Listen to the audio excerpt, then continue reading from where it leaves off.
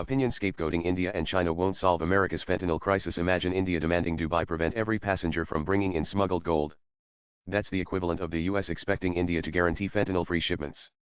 Effective customs requires domestic action, not international blame shifting. In March 2025, President Donald Trump followed through on his promise to impose sweeping changes on 3 of the United States' major trading partners: Canada, China, and Mexico. He cited the extraordinary threat posed by fentanyl, a lethal and highly potent synthetic opioid, and the country's failure to prevent the flow of illegal fentanyl into the United States. Fentanyl, a powerful synthetic opioid that is 100 times more potent than morphine, is the most common drug involved in overdose deaths in the U.S., fueling an opioid crisis that has become a high-priority issue for the Trump administration. According to the 2025 Annual Threat Assessment data of the U.S. intelligence community, published by the Office of the Director of National Intelligence, terrorist and transnational criminal organizations are directly threatening U.S. citizens. Cartels are largely responsible for the more than 52,000 U.S. deaths from synthetic opioids in the 12 months ending in October 2024 and helped facilitate the nearly 3 million illegal migrant arrivals in 2024, straining resources and putting U.S. communities at risk. Non-state groups are often enabled, both directly and indirectly, by state actors, such as China and India, as sources of precursors and equipment for drug traffickers, says the report dated 25 March. Unlike last year's assessment, this time India has been placed on the same level as China in the supply of precursor chemicals used by drug cartels to manufacture the opioid fentanyl. Fighting the trafficking of opioids has been declared a political priority by the Donald Trump administration. The report names India after China, the primary source country for illicit fentanyl precursor chemicals and pill pressing equipment.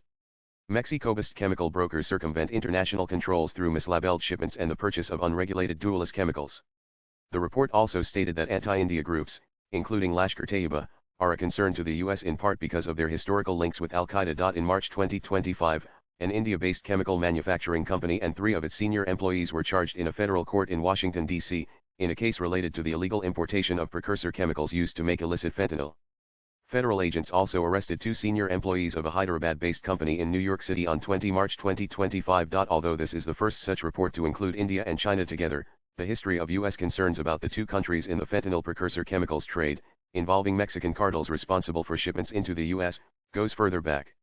A September 2016 U.S. Drug Enforcement Administration DEA report had identified China as a source of fentanyl precursors, and an earlier 2013 Department of State report had highlighted China as the main source of trafficked fentanyl into the U.S.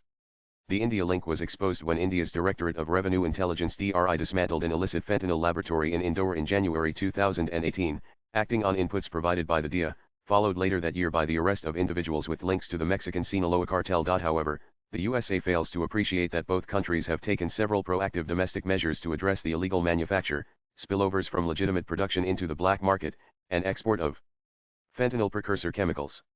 On May 1, 2019, China became the first country to officially control all forms of fentanyl as a class of drugs. India's first set of export controls on fentanyl precursors was put in place as early as February 2018, and by January 2020, the strictest controls were imposed on the export of most fentanyl precursor chemicals. India and China now have some of the strictest drug control laws globally. The creation of a U.S.-India counter-narcotics working group in 2020 to focus on fentanyl and other opioids is a noteworthy bilateral framework between the 2 nations. Likewise, the U.S.-China Bilateral Drug Intelligence Working Group and the Counter-Narcotics Working Group have been engaging on the issue. The trafficking of synthetic drugs like fentanyl is an upshot of a new global drugs economy where transnational criminal organizations (TCOs) have exploited global shipping networks, trade infrastructure, and technologies such as cryptocurrencies and the darknet to create new distribution channels and expand markets. Both China and India have huge export-oriented pharmaceutical and chemical industrial sectors. Large trade volumes bring with them challenges in monitoring shipments, which can lead to the mislabeling of consignments and the use of third-country transshipments, weaknesses that are exploited to the hilt by TCOs. Another challenge in controlling the illicit trade in synthetics is the synthesizing of new fentanyl-like precursors on a regular basis. These compounds are being created by chemists in various countries by tweaking molecular structures to produce new chemicals that circumvent existing legislation and enable TCOs to stay beyond the reach of the regulatory curve. In early March 2025, China released a white paper titled Controlling Fentanyl-Related Substances: China's Contribution. The report highlighted actions taken by China to control illegal production and shipments. It also alleged that the fentanyl issue was being used as a U.S. strategy to impose higher tariffs on China, alluding to the orders signed by President Donald Trump on February 1, 2025, issuing tariffs against China, Mexico, and Canada due to the continued flow of illicit fentanyl and its precursor chemicals into the U.S. Every year, 750 million containers are shipped around the globe, but less than 2% of these are inspected due to the physical impossibility of checking every container. When organized criminal groups traffic fentanyl via merchant ships, they usually use the Ripan-Ripoff method. The UNOT describes this as a concealment technique in which a legal shipment is misused to smuggle drugs from the country of origin or the transshipment port to the destination country. The Ripan-Ripoff techniques of some clearers are so perfected that they can remove 100 kilograms of cocaine from a container within just 3 minutes. The container is opened and resealed without the sender or recipient even noticing that their cargo has been misused for the transport of drugs. It is also worth mentioning that U.S. Customs and Border Protection (CBP) currently scans only 3.7% of the roughly 11 million containers entering the U.S. each year, due to insufficient staff. Only about 1% of that total, or 104,000 containers, are checked at ports overseas. Another global rule of thumb is that only 1 in 10 containers is checked, in order to avoid congestion at ports. This meager rate of inspections encourages drug traffickers to push in all kinds of illegal drugs, not only into the U.S. market, but also into several other countries.